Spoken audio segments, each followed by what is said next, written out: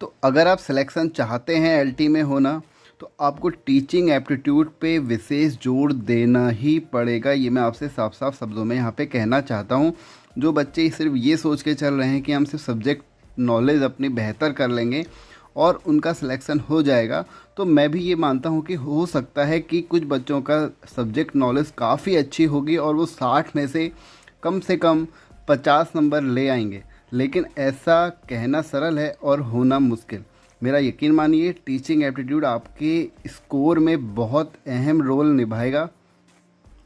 तो आपको teaching aptitude में से 30 में से कम 25 नंबर लाने हैं, क्योंकि आपको पता है कि टीचिंग एप्टीट्यूड ऐसा सब्जेक्ट है, एक स्कोरिंग सब्जेक्ट है। बस आपको उस पर थोड़ा टाइम देना पड़ेगा। आपको बस देखो, टीचिंग एप्टीट्यूड में आपको अगर क्वेश्चन का आंसर आता है तो आता है। जैसे अगर हम किसी क्वेश्चन की बात करें कि रूसो कहाँ के थे, तो आपको वो पता होगा कि अगर भैया वो कहाँ के थे तो आप डायरेक्ट उसमें टिक कर दोगे, है ना।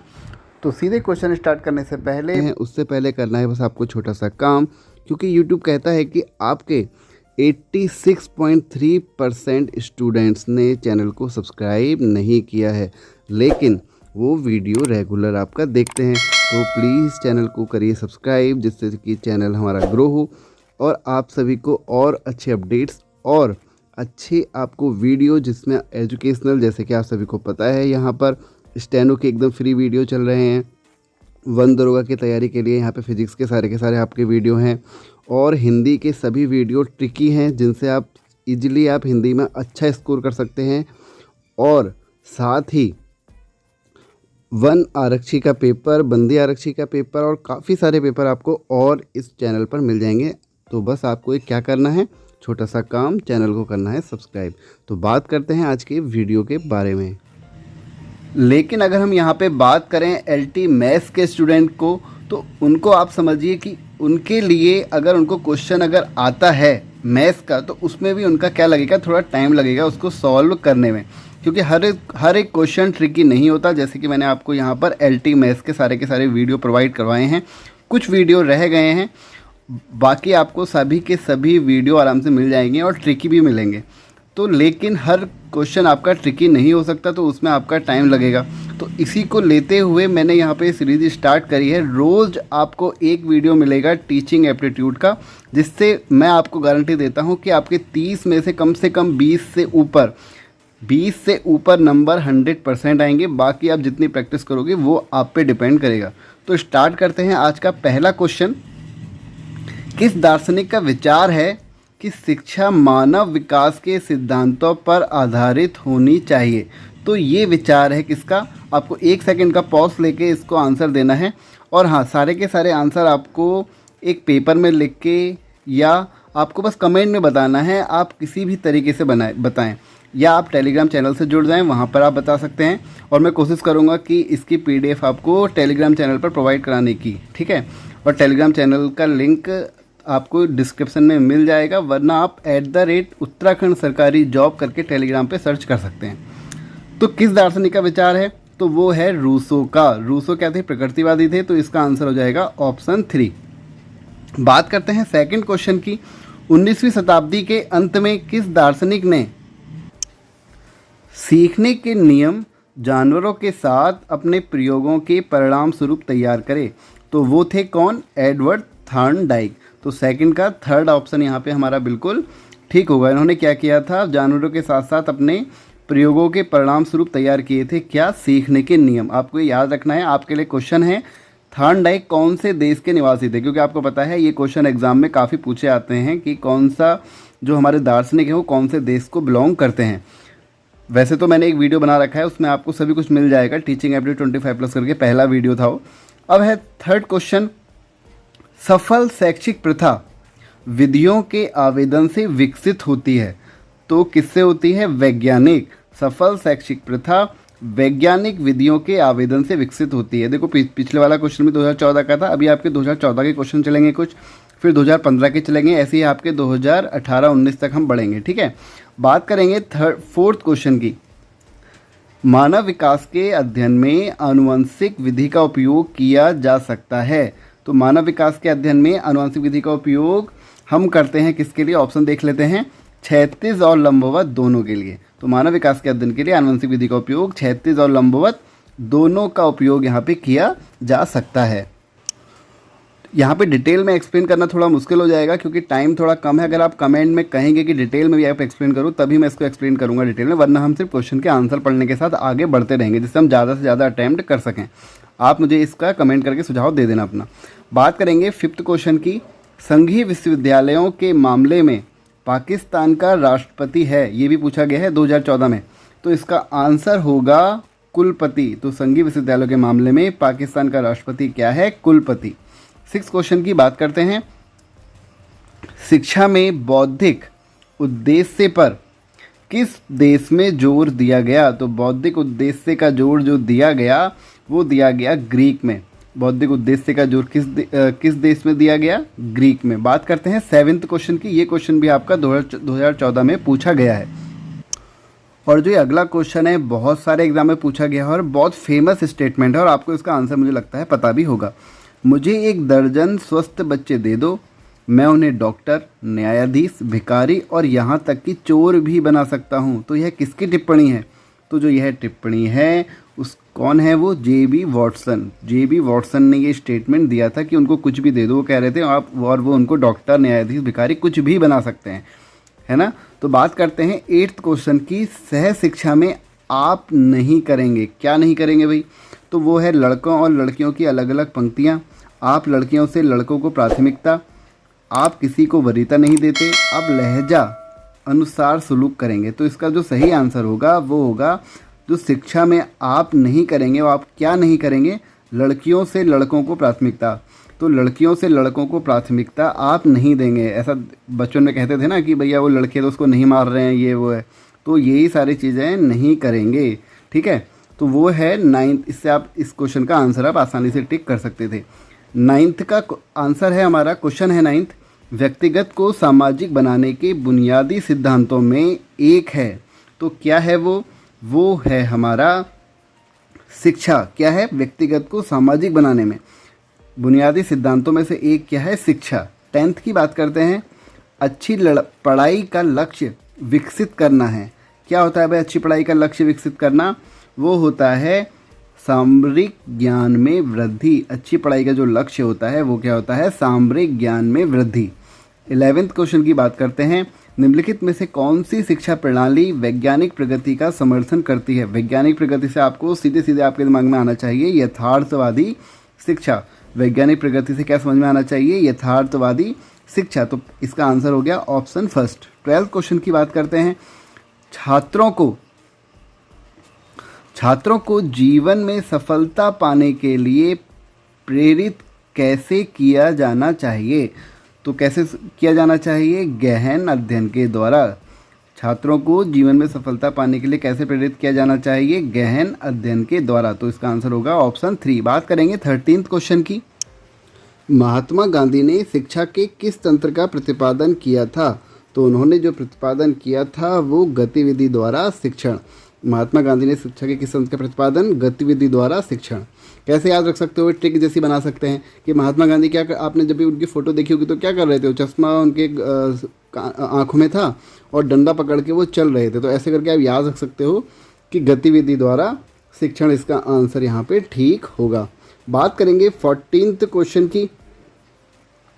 किसने कहा कि सामान्य व्यवहार के उलट करने पर आप लगभग हमेशा सही करेंगे? किसने कहा था भैया?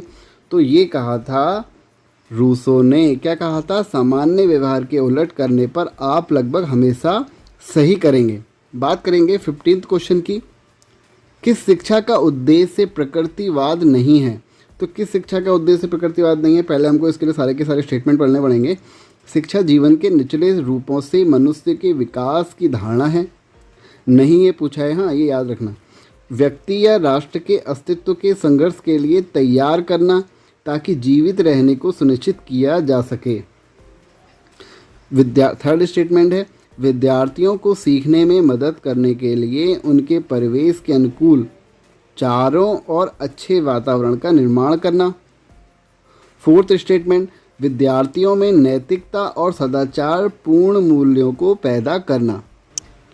तो जो इसका आंसर होगा वो ये होगा कि विद्यार्थियों को सीखने में मदद करने के लिए उनके परिवेश के अनुकूल चारों ओर अच्छे वातावरण का निर्माण करना। ये सही नहीं होगा। क्यों?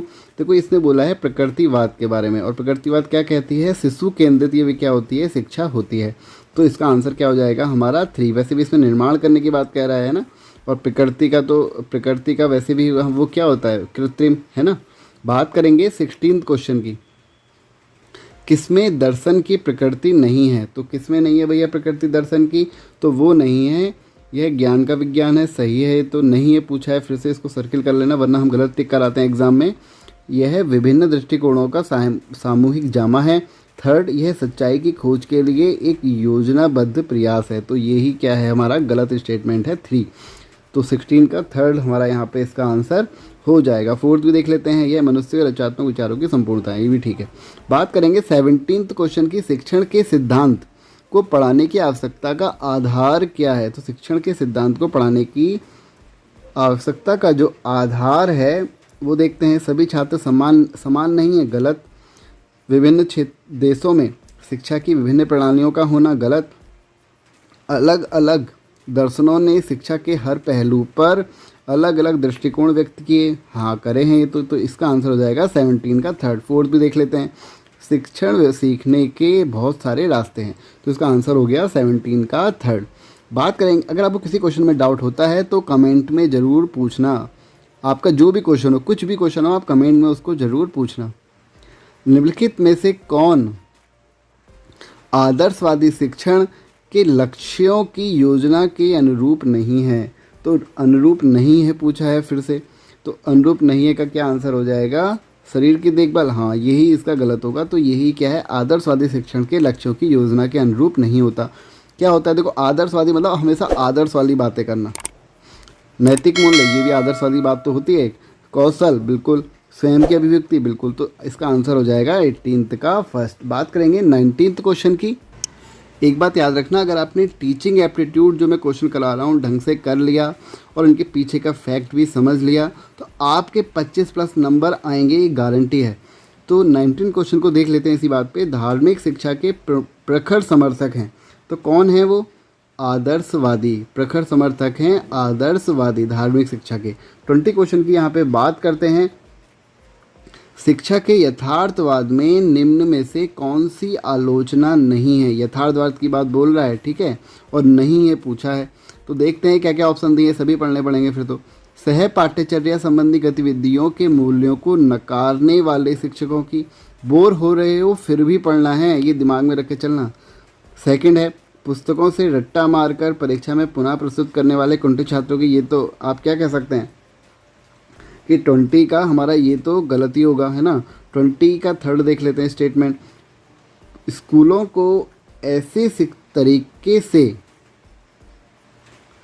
संगठित करना जो नागरिकों के व्यवहारिक प्रशिक्षण के लिए अनुकूल हों। यथार्थवाद की बात बोल रहा है, तो यही क्या होगा? गलत। मतलब यही क्या होगा इसका? सही। शिक्षण जो बच्चों को जीवन से दूर ले आता है। वैसे भी आप इसमें खुद ही देखो, ये सारे के सारे नेगेटिव स्टेटमेंट है और यही पॉजिटिव। तो इसका आंसर क्या होगा? आलोचना नहीं करता है वाला बोल रहा है, तो इसका होगा आंसर 20 का 3rd। और एक बात और, एग्जाम में ये सोच के चलना कि जो नेगेटिव स्टेटमेंट होते हैं ना वो अधिकतर आपके गलत ही होते हैं। ऐसा हर उसमें नहीं कह रहा हूँ, करीब 70 to 80% ऐसा ही देखा जाता है ना। बात करेंगे 21 की। शिक्षण में मानव क्षमता का विकास क्या है? तो शिक्षण में मानव क्षमता का विकास व्यक्तिगत उद्देश्य से नहीं, सामाजिक उद्देश्य से नहीं, व्यक्तिगत और सामाजिक दोनों होता है। तो ये हो गया इसका 21 का 3rd। 22 की बात करते हैं। शिक्षा के उद्देश्य से बच्चों को भविष्य के जीवन के लिए तैयार करना है। इस तैयारी के तहत बच्चों को अब क्या होना चाहिए देखते हैं। तो ये है पहला इसमें स्टेटमेंट। कुछ उपयुक्त व्यवसाय के बारे में बताया जाता है, कुछ विशेष पाठ्यक्रम का अध्ययन कराया जाता है, भविष्य में जीवन में होने वाले सभी प्रकार के कठिनाइयों और परिस्थितियों का सामना करवाना। 4th है एक सुखी वैवाहिक जीवन हेतु प्रस्तुत करना। तो इसका आंसर होगा शिक्षा के उद्देश्य के लिए बच्चों के भविष्य के लिए तैयार करने का जो हमारा लक्ष्य होता है वो क्या होता है? भविष्य में जीवन में होने वाले सभी प्रकार की कठिनाइयों और परिस्थितियों का सामना करवाना। तो 22 का 3rd। देखो अगर आप बोर हो रहे हो तो पॉज करो, टाइम लो लेकिन फिर स्टार्ट करो, लेकिन पूरा का पूरा वीडियो देखो, पूरे के पूरे क्वेश्चन सॉल्व करो, तभी आपको बड़ी ज़बरदस्ती करो भले ही, लेकिन करना ज़रूर है। बात करेंगे 23 की। मनुष्य जन्म से स्वतंत्र होता है लेकिन हर जगह जंजीरों से बंधा रहता है, यह कथन किसका है? तो जो ये कथन है वो है, उनका नाम Jean Jacques Rousseau. Jean Jacques Rousseau ने ये कहा था, मनुष्य जन्म से स्वतंत्र होता है लेकिन हर जगह जंजीर से बंधा रहता है। बात करेंगे 24 क्वेश्चन की। आजकल विद्यार्थियों की शिक्षा में कोई रुचि नहीं है, क्योंकि आपको इसका ऑप्शन में जो भी ऑप्शन दिए हैं उसमें आपको सही ऑप्शन टिक करना है। व्यवसाय में बहुत पैसा है, शिक्षा बहुत महंगी है। विद्यार्थी ऐसा थोड़ा सोचेगा शिक्षा बहुत महंगी है या व्यवसाय में बहुत पैसा है, वे शिक्षा का भविष्य अच्छा नहीं मानते। ये एक बार के लिए हो सकता है, सोच सकते हैं बच्चे। फिर है शिक्षा का मॉडल और पाठ्यक्रम उपयुक्त नहीं है, तो इसका आंसर होगा लेकिन 26 का 4th, शिक्षा का मॉडल और पाठ्यक्रम उपयुक्त नहीं है, इसलिए उनकी शिक्षा में कोई रुचि नहीं है। बात करेंगे 27 की। लर्निंग का उपयुक्त अर्थ है, तो लर्निंग का जो आपका उपयुक्त अर्थ होता है, ज्ञान को मन में बैठाना ना, व्यवहार में परिवर्तन। अधिकतर लोग इसमें से क्या टिक करके आएंगे? ज्ञान को मन में बैठाना। 27 का 2nd ऑप्शन यहाँ पे ठीक होगा, व्यवहार में परिवर्तन। अगला क्वेश्चन है, विद्यार्थी की आवश्यकताओं और हितों पर अध्यापक का ज्ञान किस विषय के अंतर्गत आता है? तो जो इसका आंसर होगा वो होगा शिक्षा के दर्शन शास्त्र, शिक्षा के मनोविज्ञान, शिक्षा के मनोविज्ञान। 28 का यहाँ पे आंसर हो जाएगा 2nd, शिक्षा के मनोविज्ञान। क्या? विद्यार्थी की आवश्यकताओं और हितों पर अध्यापकों का ज्ञान। बात करेंगे 29 की। शिक्षा के क्षेत्र में कार्य अनुभव का अर्थ है, तो क्या है भाई इसका? तो वो है हमारा पहला ऑप्शन पढ़ लेते हैं, ग्रामीण उत्पादकता के लिए शिक्षा, नए सामाजिक क्रम के लिए कार्य, औद्योगिक और शिल्प विज्ञानीय विश्व का अनुभव। 4th ऑप्शन दिया गया है, व्यवसायिक पाठ्यक्रमों की ओर अभिमुखता के लिए शिक्षा। तो शिक्षा के क्षेत्र में कार्य अनुभव का अर्थ यही होता है हमारा, व्यवसायिक पाठ्यक्रमों की ओर अभिमुखता के लिए शिक्षा। 29 का 4। अनिवार्य शिक्षा की अवधारणा प्रतिपादित की थी। नेक्स्ट क्वेश्चन ये है, तो इसका आंसर होगा किसने करी थी भाई? वो करी थी श्री अरविंदो ने। अनिवार्य शिक्षा की अवधारणा इन्होंने ही प्रतिपादित करी थी। क्या? अरविंदो। कैसे याद रख सकते हो? औ से अनिवार्य, औ से अरविंदो। बात करेंगे 31 की। विद्यार्थियों का भावात्मक समावेशन किसमें प्रभावी है, आपको बताना है। तो व्यक्तित्व निर्माण, कक्षा शिक्षण, अनुशासन, तो ये सभी, यानी कि इसका आंसर होगा 31 का 4th, विद्यार्थियों का भावात्मक समावेशन इन सभी में प्रभावी है। बात करेंगे 32 क्वेश्चन की। शिक्षा की डाल्टन प्रणाली किसके द्वारा विकसित की गई है? तो डाल्टन प्रणाली बहुत इंपॉर्टेंट क्वेश्चन है और काफ़ी एग्जाम में देखा गया है। तो जो डाल्टन प्रणाली है आपकी, वो हेलेन पार्खुरस्ट द्वारा विकसित की गई है। डाल्टन प्रणाली किसके द्वारा? हेलेन पार्खुरस्ट। ठीक है, तो इसका आंसर हो जाएगा 32 का 3। बात करेंगे 33 की। वैदिक कालीन भारत में विद्यालयी प्रणाली का पहले रूप के नाम से जाना जाता था। इसमें किस रूप, इसमें से आंसर इसका क्या होगा? तो वो होगा हमारा गुरुकुल। सभी को पता है, वैदिक कालीन भारत में विद्यालयी प्रणाली का पहले रूप गुरुकुल के नाम से जाना जाता था। 34, द्विध्रुवीय शिक्षा प्रक्रिया का विचार किसने प्रस्तावित किया? तो ये किसने प्रस्तावित किया है? तो सर जॉन एडम। द्विध्रुवीय शिक्षा से आपके संबंध में समझ में सीधे सीधे क्या आना चाहिए? जॉन एडम, द्विध्रुवीय शिक्षा। बात करेंगे 35 की। अनौपचारिक शिक्षा संबंध में इनमें से कौन सा सत्य है? तो अनौपचारिक शिक्षा के संबंध में इनमें से कौन सा सत्य है पूछा गया है। ठीक है, तो इस एक निश्चित लक्ष्य है, इसमें हो गया यहाँ पे, इसमें एक निश्चित लक्ष्य है, इसमें एक संगठित संस्था शामिल है, इसकी शिक्षण की एक निश्चित विधि है, यह अचेतन अध्ययन उपलब्ध कराता है। तो जो इसका आंसर होगा इसमें एक निश्चित लक्ष्य है, किसमें? अनौपचारिक शिक्षा में। बात करेंगे 36 की। इनमें से किस शब्द का अर्थ प्रशिक्षित कराना है? तो इसमें से किसका अर्थ होगा भाई प्रशिक्षित कराना? इंग्लिश किसकी अच्छी है भाई, बताओ। तो इसका आंसर होगा एजुकेटम। 36 का 1st। बात करेंगे 37 की। इनमें से किस शिक्षाविद को किंडरगार्टन प्रणाली के उद्भवकर्ता का श्रेय आता है? बहुत ज़्यादा important question, most important question है। किंडरगार्टन प्रणाली का उद्भव, मैंने आपको ये अपने वीडियो में, पिछले वीडियो में बताया है कैसे आप इसको याद रख सकते हैं।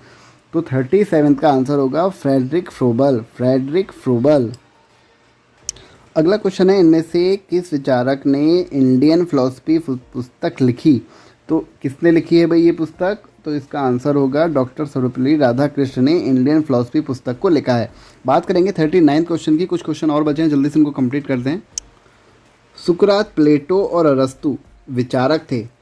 कौन से देश के विचारक थे? सुकरात, प्लेटो और अरस्तु। तो जो ये विचारक थे वो थे यूनानी विचारक थे सारे के सारे, सुकरात, प्लेटो और अरस्तु। बात करेंगे 40 की। गैर औपचारिक शिक्षा के मामले में इनमें से कौन सा कथन सत्य नहीं है? तो नहीं को सर्किल कर दो जिससे याद रहे कि नहीं पूछा गया है। तो 40 का जो आंसर हो जाएगा आपका, यह आदित्यता उन्मुख है, तो सही है। यह परीक्षण उन्मुख है, तो यही इसका आंसर सही होगा। तो गैर औपचारिक शिक्षा क्या नहीं होती है? परीक्षण उन्मुख नहीं होती है। क्या क्या होती है? अध्येता उन्मुख होती है, जीवनोन्मुख उन्मुख होती है और आवश्यकता उन्मुख होती है। बात करेंगे 41 की। शिक्षा नीति शिक्षा के आधार पर निर्धारित होती है। किसके आधार पर निर्धारित होती है? तो जो ये निर्धारित होती है लक्ष्य पर निर्धारित होती है। शिक्षा नीति किस पर? शिक्षा के लक्ष्य के आधार पर निर्धारित होती है। काफ़ी अच्छे क्वेश्चन दिए गए हैं इसमें, आपको ज़रूर सॉल्व करना चाहिए और उनको बार बार हल करना चाहिए। इसका एक नोट्स बना लो जिससे वीडियो बार बार देखने की ज़रूरत ना पड़े, तो और आप उसको बार बार सॉल्व अच्छे से कर लो। क्योंकि बात करेंगे, चलो 42 क्वेश्चन की बातें बाद में। भारत में स्कूली प्रणाली वैदिक काल में प्रणाली के रूप में आरंभ हुआ। तो क्या 42 का आंसर क्या होगा वैदिक वाला? ये हम पहले भी सॉल्व कर चुके हैं, गुरुकुल। तो क्या होगा इसका? गुरुकुल।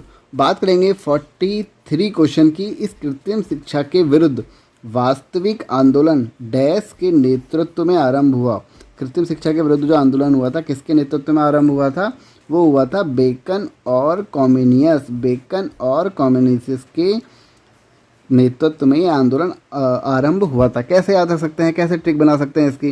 देखो, बेकन यहाँ पे कहीं ना कहीं हमको खाना बनाने से संबंध आ रहा है ना, बेकन से हमारे सीधे दिमाग में कहीं ना कहीं यही आ रहा है।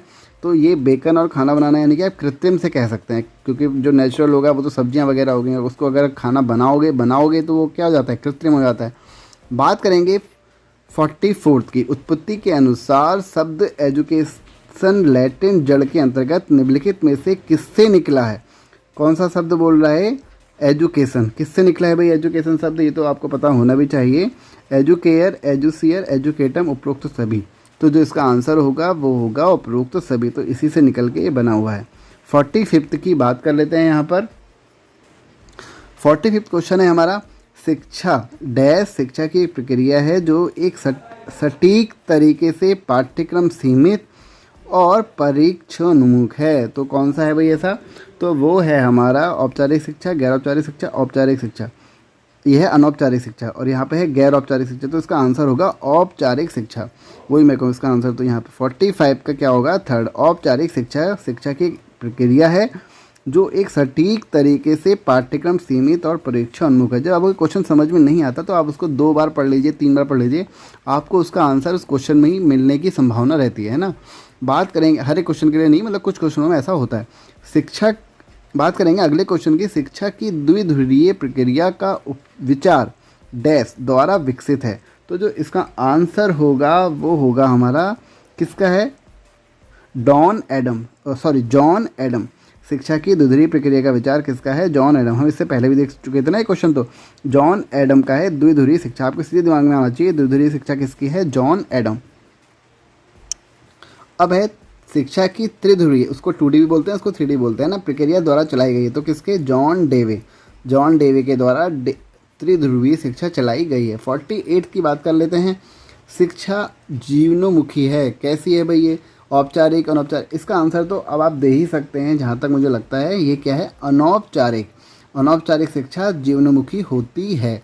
बात करेंगे 49 की। टू एजुकेशन पुस्तक के लेखक हैं। तो टू एजुकेशन पुस्तक के जो लेखक हैं वो हैं हमारे महात्मा गांधी। टू एजुकेशन किसके? महात्मा गांधी जी की पुस्तक है। बात करेंगे अगले क्वेश्चन की। डैश को पश्चिमी विश्व का वेदांत का भारतीय दर्शन और योग का परिचय कराने वाली शख्सियत समझा जाता है। अगर आपने इंडियन हिस्ट्री पढ़ी है ना, मॉडर्न हिस्ट्री, तब भी आप इसका आंसर दे सकते हैं। तो कौन है वो? श्री अरविंद घोष इसका आंसर यहाँ पे बिल्कुल ठीक होगा। बात करेंगे अगले क्वेश्चन की। डैश दिनों में शिक्षा की प्रक्रिया पूर्णतः अनौपचारिक होती है। तो कौन से दिनों में होती है भाई? तो ये होती है हमारी प्रारंभिक दिनों में शिक्षा की प्रक्रिया पूर्णतः क्या होती है? अनौपचारिक। बात करेंगे अगले क्वेश्चन की। अगला क्वेश्चन है, जीवन का उच्चतम लक्ष्य डैश में भौतिक सफलता प्राप्त करना। जीवन का उच्चतम लक्ष्य 52 का जो आंसर हो जाएगा हमारा, पहले एक बार ऑप्शन पढ़ लेते हैं। भारतीयों, रोमन, यूनानी, अमेरिकी। जीवन का उच्चतम लक्ष्य अमेरिकी में भौतिक सफलता प्राप्त करना है। यानी कि जो अमेरिकी लोग सोचते हैं वो जीवन का उच्चतम लक्ष्य क्या है? भौतिक सफलता प्राप्त करना। बात करेंगे अगले क्वेश्चन की। देखो 2 बार ये क्वेश्चन पूछा भी गया है। अगला जो क्वेश्चन है हमारा, डैश शताब्दी में व्यवहारवाद की संकल्पना का उद्भव। तो कौन सी सदी में हुआ था? तो ये हुआ था हमारा 18वीं सदी में व्यवहारवाद की संकल्पना का उद्भव हुआ था। यानी कि ऑप्शन 2, व्यवहारवाद की संकल्पना का उद्भव 18वीं सदी में हुआ था। अगला क्वेश्चन है हमारा, इसके बाद कुछ क्वेश्चन और बचे हैं, 2-4 जल्दी से कर लेते हैं। डैश की अनुपस्थिति में कोई राष्ट्र प्रगति नहीं कर सकता। तो कौन प्रगति नहीं कर सकता भाई? कौन सा राष्ट्र होता है ऐसा? तो जो इसका आंसर हो जाएगा आपका वो हो जाएगा आर्थिक प्रगति। आर्थिक प्रगति की अनुपस्थिति में कोई राष्ट्र प्रगति नहीं कर सकता। सभी को पता है जब पैसा होगा तभी तो कोई प्रगति करेगा ना। बात करेंगे अगले क्वेश्चन की। अनौपचारिक शिक्षा के संबंध में निम्नलिखित में से कौन सा कथन सत्य है पूछा गया है। इसका एक निश्चित लक्ष्य है? नहीं। इसमें एक संगठित संस्था शामिल है? नहीं। इसकी एक निश्चित शिक्षण विधि है? नहीं। यह अचेतन अध्ययन उपलब्ध कराता है? बिल्कुल ठीक। ये कैसा अध्ययन उपलब्ध कराता है? अचेतन। अनौपचारिक कैसा? अचेतन। बात करेंगे 57th की, एक प्रक्रिया जिसमें बच्चों को ज्ञान, चरित्र और व्यवहार ढलता और आकार लेता है। तो वो सबको पता है कैसी है, क्या हो सकता है उसका आंसर? शिक्षा। 57th का फर्स्ट। 58 की बात करते हैं, सभी समस्याओं के हल की ओर जाने वाला सबसे वृहद मार्ग शिक्षा हो। तो ये शिक्षा की संकल्पना पर यह कथन किसके द्वारा कहा गया है? तो किसने कहा कि सभी समस्याओं के हल की ओर जाने वाला सबसे वृहद मार्ग शिक्षा, यानी कि सभी का हल क्या है? शिक्षा है। तो जो ये कहा था वो उनका नाम है टैगोर। टैगोर जी ने कहा था कि सभी समस्याओं का हल क्या है? शिक्षा। 59 की बात करते हैं, अध्ययन की प्रक्रिया जहाँ तक संभव हो आनंददायक होनी चाहिए और श्रम साध्य नहीं होनी चाहिए। तो यह किसके शब्द हैं? तो एक बार ऑप्शन देख लेते हैं। तो यह सीधे से हमें समझ में आता है कि यह महात्मा गांधी ने कहा था। 60 की बात करते हैं, शिक्षा का कार्य मानव जीवन, शिक्षा का कार्य मानव को बनाना है जो एकीकृत है और इसलिए वे डैश हैं। तो इसका जो आंसर हो जाएगा वो हो जाएगा बुद्धिमान। शिक्षा का कार्य मानव को बनाना है जो एकीकृत हैं और इसलिए वे बुद्धिमान हैं। अगले क्वेश्चन की यहाँ पे बात करते हैं, किस दर्शन के अनुसार वासना एवं तृष्णा मनुष्य की समस्याओं के मूल में है? तो किस दर्शन के अनुसार है भाई ऐसा? तो वो है हमारा बौद्ध दर्शन के अनुसार। कि बौद्ध दर्शन के अनुसार क्या है? वासना एवं तृष्णा मनुष्य की समस्याओं के मूल में है। बात करेंगे 62 क्वेश्चन की। 4 क्वेश्चन और कुल बचे हैं और मुझे पता है कि इसमें से अधिकतर बच्चों को आंसर नहीं आता होगा जितने भी हमने अभी तक क्वेश्चन करे हैं, क्योंकि थोड़े जो पैटर्न हैं वो थोड़ा टफ है। इस जो ये पेपर में एग्ज़ाम में क्वेश्चन आए हुए हैं तो इसलिए आपको उनको बार बार देखना पड़ेगा। अगले चैप्टर थोड़े हमारे और थोड़े इजी हो जाएंगे और उसमें आपको करने में भी ज़्यादा मज़ा आएगा। निम्न में से कौन अस्तित्ववादी हैं? तो कौन है भाई अस्तित्ववादी? तो वो है सात्रे। 62 का थर्ड। निम्नलिखित में से कौन सा प्रकार शिक्षा के साधन के रूप में विद्यालय से संबंधित नहीं है पूछा है। हाँ, याद रखना नहीं। तो इसका जो आंसर हो जाएगा, पहले हमको ऑप्शन पढ़ने पड़ेंगे इसके लिए। तो पहला ऑप्शन यहाँ पे है ज्ञान, मूल्य, रीति रिवाजों आदि का संरक्षण, धार्मिक समस्याओं हेतु निश्चित समाधान,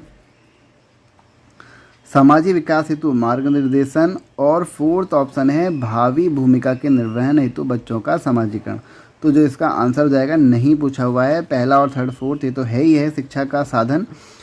क्या नहीं है? धार्मिक समस्याओं हेतु निश्चित समाधान। तो 63 का सेकंड ऑप्शन यहाँ पे सही आंसर है। 64 की बात करते हैं, 2 क्वेश्चन बचे हैं बस। शिक्षा के दर्शन को कौन सा संप्रदाय डार्विन के विकासवाद के सिद्धांत से निकटता जताएगा? तो जो इसका आंसर हो जाएगा आपका वो हो जाएगा प्रकृतिवाद। शिक्षा का दर्शन का कौन सा विकासवाद डार्विन के विकासवाद से संबंध निकटता दर्शाता है, तो वो है प्रकृतिवाद। 64 का थर्ड। लास्ट क्वेश्चन है आज का, जैव मतानुसार शिक्षा का अंतिम लक्ष्य है। तो आपको लेकिन जितने भी आपके क्वेश्चन आए एग्जाम में, अगर आपने अभी तक कॉपी पेन लेके इसको नहीं सॉल्व किया था तो एक बार फिर से कॉपी पेन लेके सॉल्व करो। मेरा यकीन मानो आप फिर भी कुछ क्वेश्चन के आंसर गलत करोगे, तो बस आपको वही अपने कमेंट में बताना है कि आपने कितना स्कोर किया। तो जैन मतानुसार शिक्षा का जो अंतिम लक्ष्य है वो है मुक्ति। क्या है जैन मतानुसार शिक्षा का अंतिम लक्ष्य क्या है? मुक्ति। तो ये था वीडियो। आपको रोज़ एक वीडियो मिलेगा टीचिंग एप्टीट्यूड का, जिससे आपके मैं गारंटी देता हूँ कि आपके 25+ नंबर आएंगे ही आएंगे अगर आप टीचिंग एप्टीट्यूड पूरा अच्छे से सॉल्व एक बार कर लेते हैं। तो मिलते हैं अगले वीडियो में, तब तक के लिए धन्यवाद।